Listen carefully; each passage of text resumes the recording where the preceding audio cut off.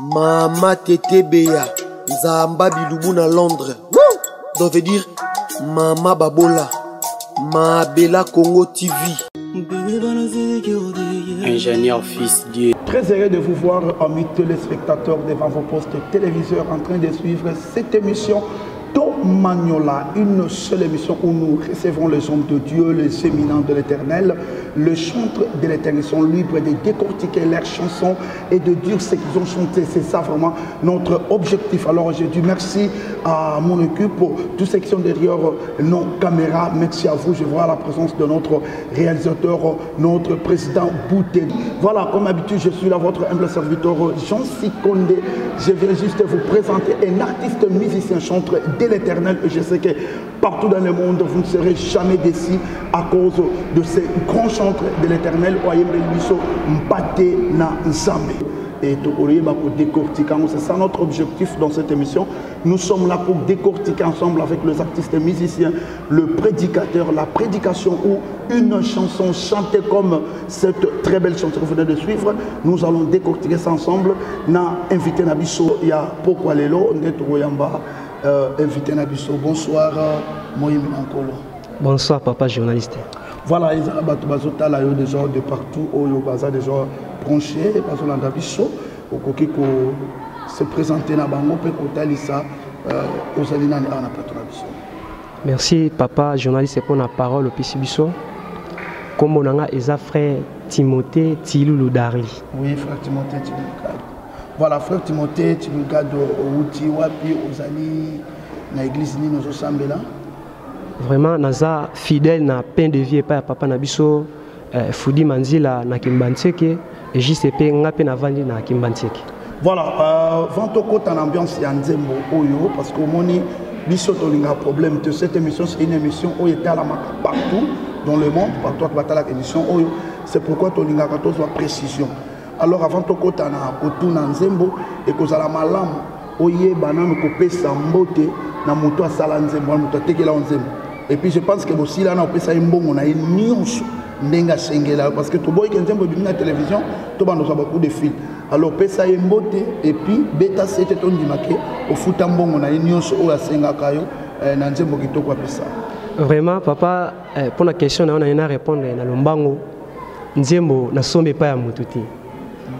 Nzamba Salabiso a salanga grâce du moins et que a pesanga un peu moins talent ya composer to don ya composition. Donc yo moko salanga nga mo na composer nzembo. Ya solo. Oui oui. Bon, ça va problème te ba o ba yembela na studio. Bazali. Mutu yembela ki. Nga mo mutu na yemba na studio. Mutu yembela ki.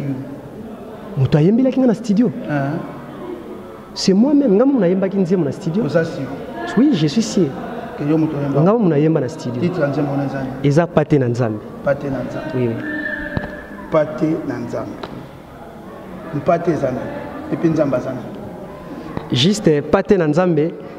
Donc, na terme normal, tout soit na ko loba na français, eza juste agneau de Dieu.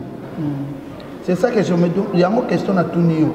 Mpate aza nani. Nzambe pe aza nani. To pe mpate eza nini, Nzamba zana. Nakozonga mo mukesima pour faire comprendre l'idée au naza nango to ya composition ya titre ya nzembo. C'est juste tant to loba Pate na Nzambe. C'est juste c'est Mpate c'est Jésus-Christ. Nzambe c'est le Dieu créateur.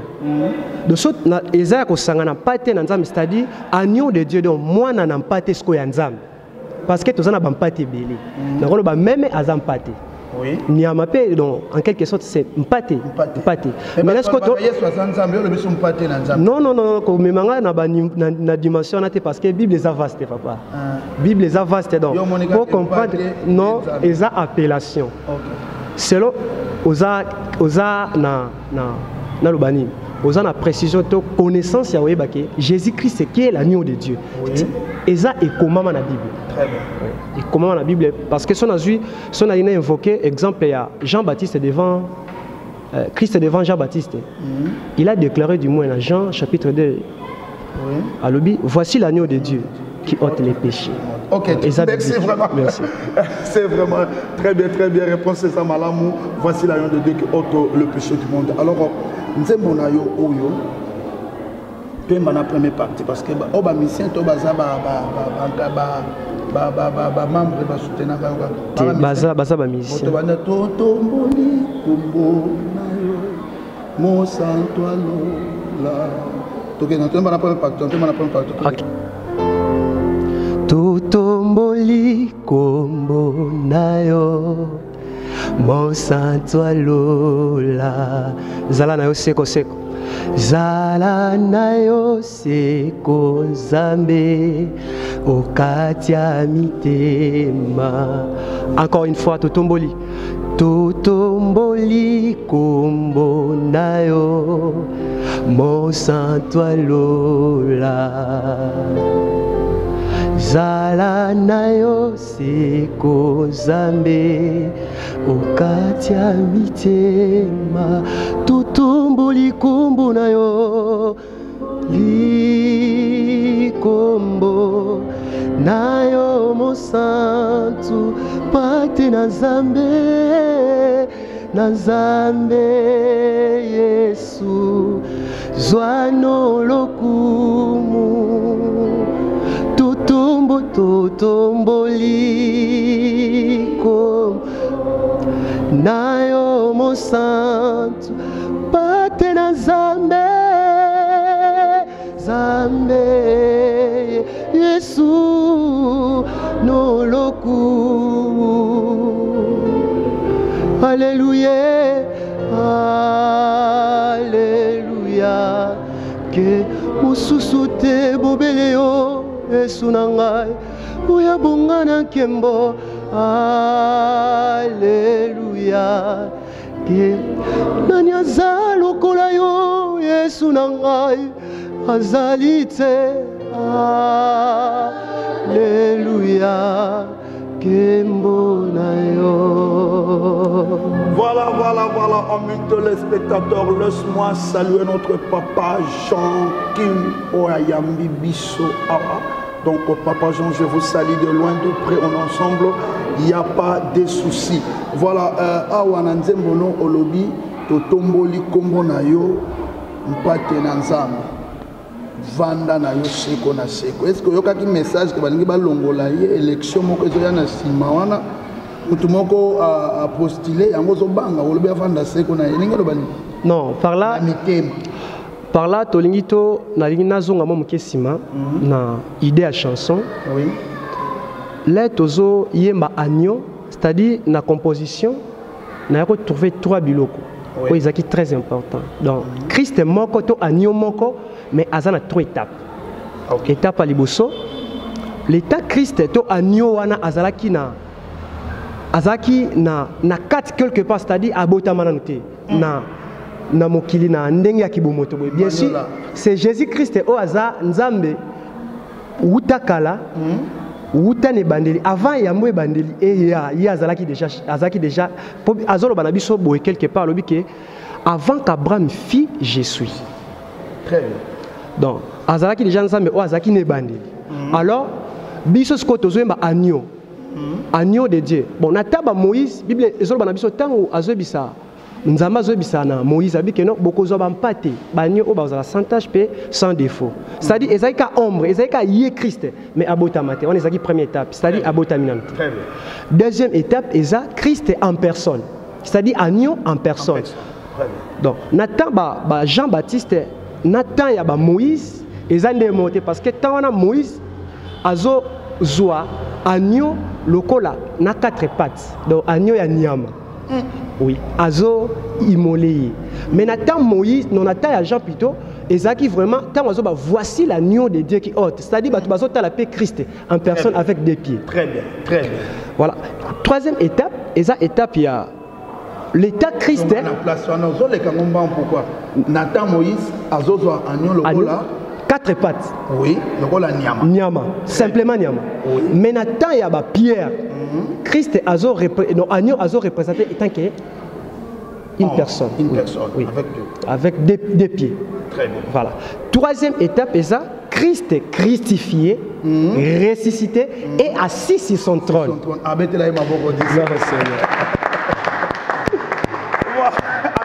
Les spectateurs, vraiment, c'est l'explication de la chanson Moi n'en pâté, donc l'agneau de Dieu. C'est une très belle chanson. Oh, le frère Timothée Ayemba, comme j'aime dire que non, pour vous les distributeurs, les producteurs, voilà, génération Oyo, beaucoup de sa confiance, parce que dans la génération Oyo, beaucoup retrouver Bakambaki Toko, Bazana nous n'a ma fouta, Mbongo Bebisa, on a mambo Simbate.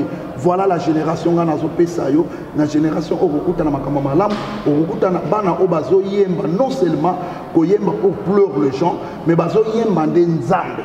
Parce que Koyembe la Nzambe za ilongo susu, Koyemba Nzambe za ilongo susu. Donc bango bazo yemba Nzambe, Nzambe za kati na bango, bazo yemba. Et voilà la génération, il faut soutenir. Là je dis merci à mon Dieu, ici bas comme on ensemble, il n'y a pas de soucis. Et ça vraiment bateau photo soutenir, pourquoi pas mon diplôme de Tutenge, bateau toko soutenir bango, bino onion sur de la bonne musique.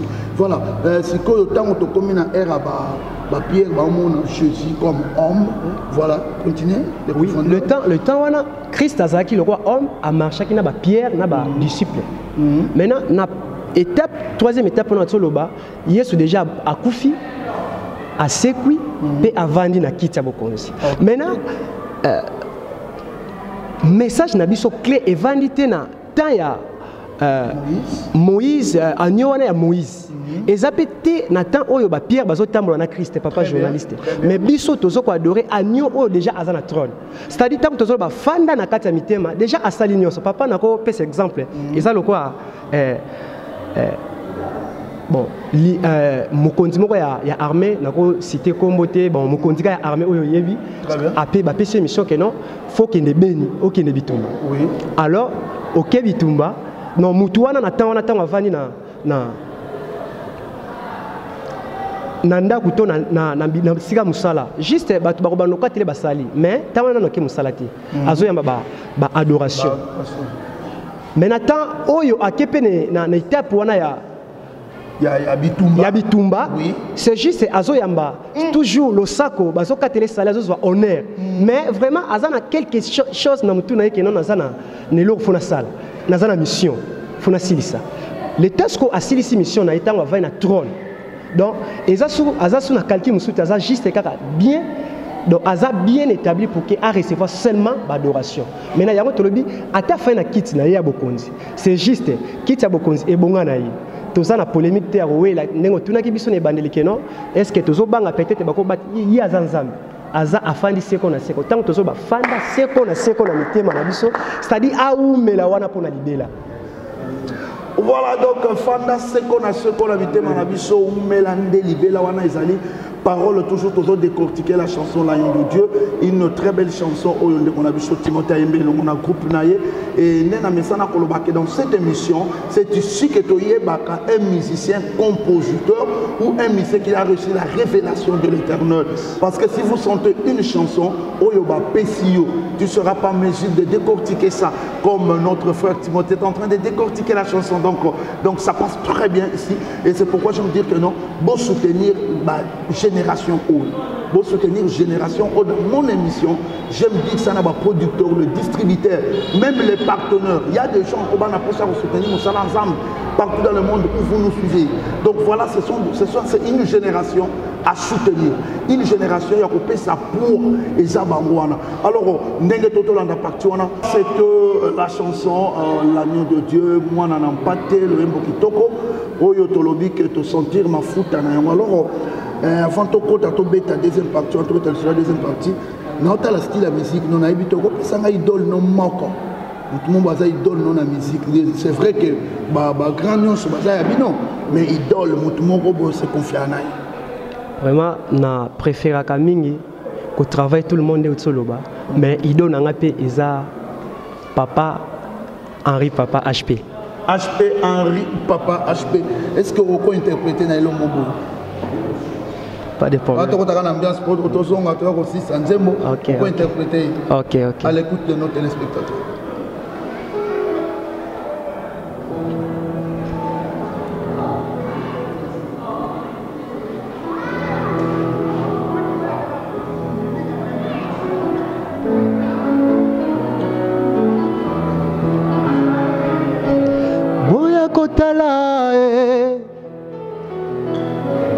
azana bomoye kolo Yesu alongolinga soni masi ya Yesu akabelinga bomoye boya kotala azana bomoye kolo Yesu alongolinga soni masi ya Yesu akabelinga bomoye boya boya boya boya kotala azana bomoye kolo Yesu alongolinga soni masi ya Yesu akabelinga bomoye awa boya boya boya boya kotala masi ya mwana Nzamboyo Yesu Yesu alongolinga soni masi ya Yesu akabelinga bomoye Voilà, Polo Yesu alongolinga soni masi ya Yesu akabelinga bomoye. C'est une très belle chanson de notre frère Henri Papa HP. On est ensemble, il n'y a pas de souci. Voilà, toujours contacter l'ambiance, il y a décortiquer la chanson de notre frère Timothée. Et il a chanté une très belle chanson, Oyo, l'agneau de Dieu, moi n'en pas Nzembo Kitoko. Alors, deuxième partie, Nzembo, c'est juste, c'est la même chose. Donc, la deuxième partie, c'est presque la même chose. La première partie, la deuxième partie, juste c'est toujours adorer seulement l'agneau. Le seul agneau avant la trône. Maintenant, le seul agneau avant la trône, mais qu'on a place parce que maintenant, au bandimé la cahier sous tes bako adoré. Au bandimé la cahier sous tes. Au même piso tout adoré kaka l'agneau. Mais bah tout le monde adoré kana bangon jam. Mais bazana pour ça l'agneau. Ok, c'est vrai. Oyo adoraka nzambe me azo reconnaître agneau te lokola. Voilà. Mais nani ne sangisa nzambe na agneau. Bon, wana déjà pratiquement na koloba. Question est moins compliquée mais du moins il faut répondre il faut répondre parce que moi yeli. Voilà. Donc agneau de Dieu, c'est juste ce que la révélation, c'est lui-même Dieu. Ah. Oui. Esaïe moko nzambe parce que so tali na Jean azolobake donc nzambe a mis comme ici mutu. Donc c'est-à-dire, c'est même Dieu, l'agneau de Dieu, c'est lui-même Dieu. Donc, si on a un contexte, on a un angle, même on va adorer. Oui. On va essayer d'ignorer Jésus. Oui. On va adorer. Donc, on va adorer l'agneau. On va adorer l'agneau sans le savoir. Pourquoi? Parce que ceux qui ont adoré Nzambe, mais ils ont adoré Christ. Dans le sens le temps, Philippe a tout na Christ. Alors bien, il y a olingo kindi. Ozonga, yozanzela, bomo ipe solo. Mais là, ce que biso tsoki tolingi toya epai na yo. Tokoya ndengeni. Alors bien, bon, otbeta kali solo tata mikolo nyonso. Bosko biso tokoye ba tata ndengeni. Abike non, bomoniye, do bozana epe bomoniye déjà. Bosko bon, tozo andaki ça oza disciple. Christ ozana ngai babike non frère Timothée yeyo. Bon, nazana tata nangai. Comment on a biso que non au moins déjà tata nanga pe ozana ye déjà. Tu l'as vu déjà. Comment? C'est-à-dire c'est lui-même Dieu. Azak Dieu créateur. Pour ceux qui tolobi na otoloba boy papa journaliste. Ne bandeli tozoloba ke agneau de Dieu a ozala immolé. Ba prophète ba prophétisa que non agneau esengeli abotama ba immolé a longola masum. Mais tu le temps abotama kiwana. Mais pourquoi image ya agneau molongola masumu bazozwa mpate? Pourquoi bazozwa mpate et longola masumu? Et tant où il y a bota misusu fallait pas benga mutu a longola masumu ba benga pate molongola masumu. Donc on va dire que c'est Jésus-Christ qui mérite l'adoration. Oui, c'est Jésus-Christ. Donc même tolobi kombo yesu mais l'adoration est à papa baye alobi boy a répondre biso abi que non lokumu nyonso. Aloba bien, lokumu nyonso ebongi na ngai. Mais comment yemoko nzambaza? Bon, ceux qui te adorer nzambe, bien sûr tu adorer nzambe. Mais ce que alobi que non, lokumu nyonso opesa mwana. Bosko tata otika nani? Boso na yembeli tata ovira pas na yete na compte. Et comme il aura ba virer compte. Mais parce que tant que bato ba yebi yesu te, kolanda nzembo na yo oyo Nzembo tomboli Jésus trop. Ouais. Or, l'agneau a tomboli bango basolo de la mission Trinité. Oui. Pourquoi on élève qu'à Dieu le Fils? Parce que Dieu le Père, le Fils et le Saint-Esprit. Mais à on a on élève qu'à donc à on élève qu'à Fils. Si quand on met biso selon ndenge zo décortiquer la chanson, oye ko kwea na stade mo ko tali sabiso que même c'est o bazo ko adorer bandimeli Yesu te, bazo kwea kaka na terrain Jésus parce que au petit ba détail, Jésus comme l'agneau comme quatre pattes, l'agneau comme une personne, l'agneau crucifié, c'est Jésus-Christ dans son trône. Yango lobi. Na bungite. Donc c'est son trône. Avandi, si ko dans l'igina comprendre Trinité wana baloba. Yo je crois na moté. Bible le Bible papa. Moi et mon père nous sommes un. Toza eloko moko. Mais est-ce que tu séparer bango comment? Trinité. Mais Trinité pour na biso na considération bon selon connaissance na éviter pour battre bazolanda mais na éviter pour na connaissance ya Bible onga na zanango.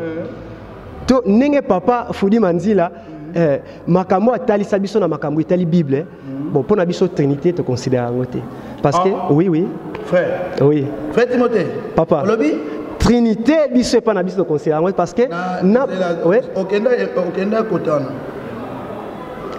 on se détendait to les cas qu'on a voir même papa na biso frère Timothée zonga na comprendre siko yo bueno tokobo yango parce que ewana eza bon nakoloba na terme moko bon eza ko critiquer te ko kitsa batuté mais c'est juste pour na biso donc on a biso Trinité za raté bon pour na nga pour na c'est lui Père Fils Saint-Esprit ka Yesu azaka yemoko papa maki da yemba ngwa biki azasi yemoko aza yemoko aza yemoko naza trop sûr donc yango yembi nzembo justement donc nzembo no zo beta pena sete ke Yesu yega kanzama azawana yene mutu a mérité le kumu nyonso obiso de singeli to pesa likolo penasi oui c'est vrai nazoyeba batalo na TV oui to fanda to na télévision oui et ozo ndima batalo na tout nos sous question na ma ozo ndima na Trinité te keza bon pona nga nazo croire na ngote ozo croire te nazo croire te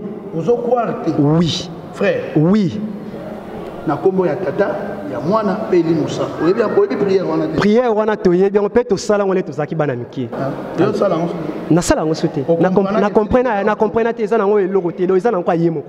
Voilà, amis téléspectateurs, ensemble, il n'y a pas de souci sur le frère Timothée qui est en train de décortiquer sa chanson, une très belle chanson d'adoration. C'est quant à vous de s'adorer, quant à vous maintenant de soutenir le frère, parce que à la connaissance biblique, à la connaissance il y a mélodie, puis qui déjà moussala qui tourne quoi à alors frère Timothée, peut-être que deuxième partie, on a qui vous autres moi, refrain mon boyer maman les amis. Alléluia. Tika ozwa kembo. Yebonga na yo tika ozwa kembo libela tika ozwa kembo tika ozwa kembo yebonga na yo tika ozwa kembo libera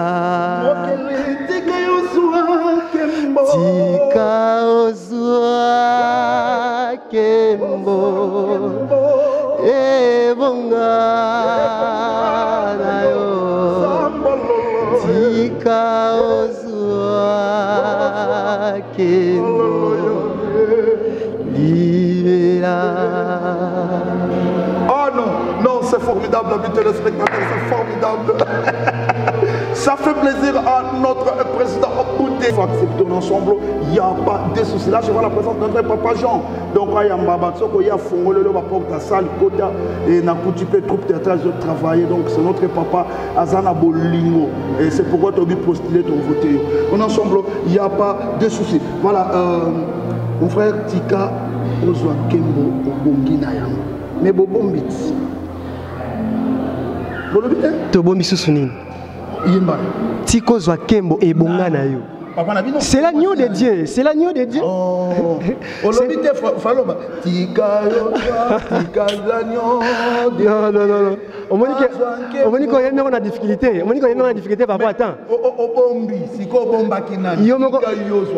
C'est l'agneau seulement. Parce que titre n'ango est pâté. En tout cas, je sais que je suis devant un homme de Dieu, notre président Boute, serviteur de Dieu. Maintenant, l'Obama. Bino babayembi bokomi koyemba basi na bino na kombo Jésus. Et vous nous trompez comme si vous chantez Jésus.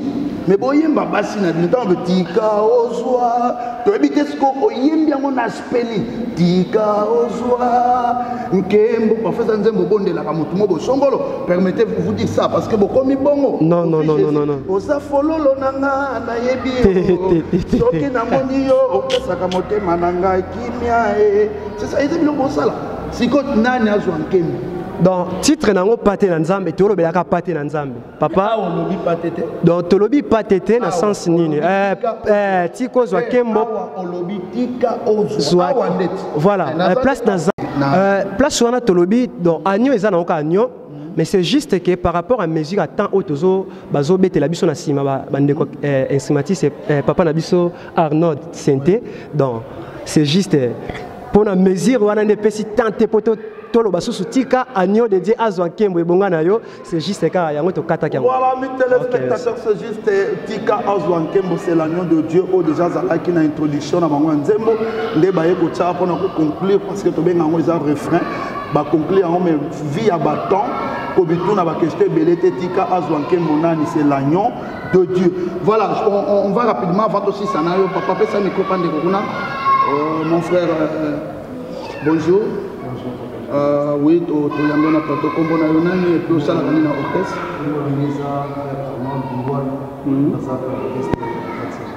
Ok, papa ton micro rapidement, pour vous rapide. Bonjour. Na mono permet la guitare comme on a une probée ta guitare là tout.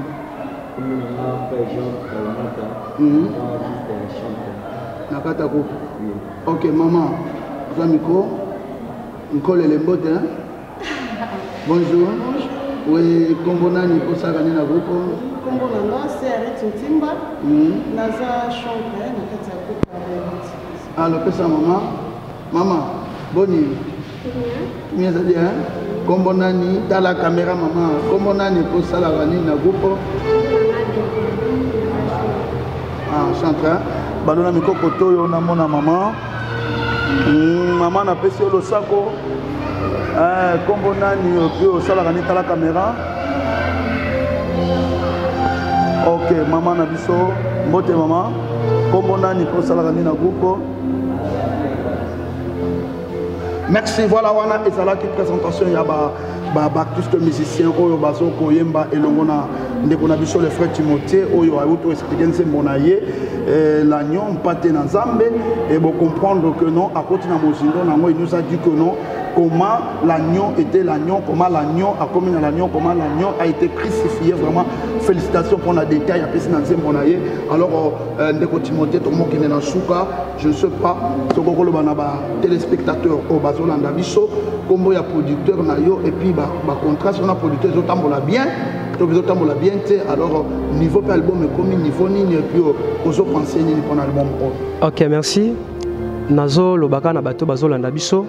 Que vraiment tous abino bo consommer biso bo pesa biso matoi par rapport ya ba chant au tous on a 4 albums la splendeur juste que so tout na biso tous na producteur té tous vraiment biso moko tous bunda bunda kana ndenge na biso et zappé occasion to occasion plutôt ya ko présenter même ba fardeau na biso pas bandeko aux autres ngai ce qui peut-être osana mbongo kaka ebele te musala na Nzambe ebongaka na moi oza nango ko glisser pe pona mutu esungi pe musala na Nzambe ba polité bato mbongo baza na Congo papa bato pe baza na mbongo peut-être aluka ko soutenir papa biso ye yo groupe Robot Music toza na besoin au soutenir biso na moi eloko moko boye action moko boye et ça la biso bien pe Nzamba azwa lokumu c'est juste ça toza na studio toujours tozo préparer album il y a 4 titres la splendeur de l'évangile.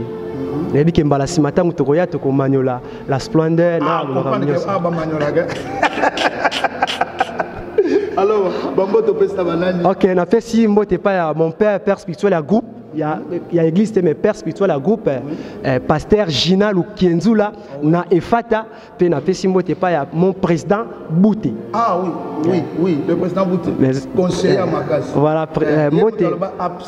Alors, mon frère donc ne bouge pas. Alors, je suis là, papa n'a pas conseil. OK, président Bouté nazo pesa mbote pa ya papa na ngai spirituel Fudi Manzila na pain de vie nazo pesa mbote na batu nyonso balandi biso 8 ans ya ko permettre biso na matoi na yo to kota pe oyoka obiso to memeli yo vraiment na pesi bino nyonso mbote pa ya Carmel Kayombo Isikoza Nzambe a pambola bino sike Congo mobimba Kinshasa mbote na mutu nyonso. Là c'est la fin de cette émission. Amis téléspectateurs, je dis merci à mon président Bouté, l'évangéliste, l'homme de Dieu, l'homme fort. En ensemble, il n'y a pas de soucis. Et juste, je t'invite le 7 et le 8 à l'église Meffelt na Dinganga 29 et le 8 c'est moi qui va prêcher. Il y a parce que c'est ça la bien makasi. Il y a un séminaire et je pense que l'orchestre aussi on a kokumisa Nzambe. Alors Nzamba pombola bino pour l'andibiso. Je dis merci à mon dipoté di Chitenge. Je vois mon DG en ensemble, il n'y a pas de soucis. Merci à toi Patrick et Baba et je vois Henri et pourquoi parce que Kote Bango et Ziko Mayamba David Nguye en ensemble. Que Dieu vous bénisse. Mama Tete Beya Nzamba Bilubu na Londres. Donc veut dire Mama Babola Ma Bella Congo TV. Ingénieur fils Dieu.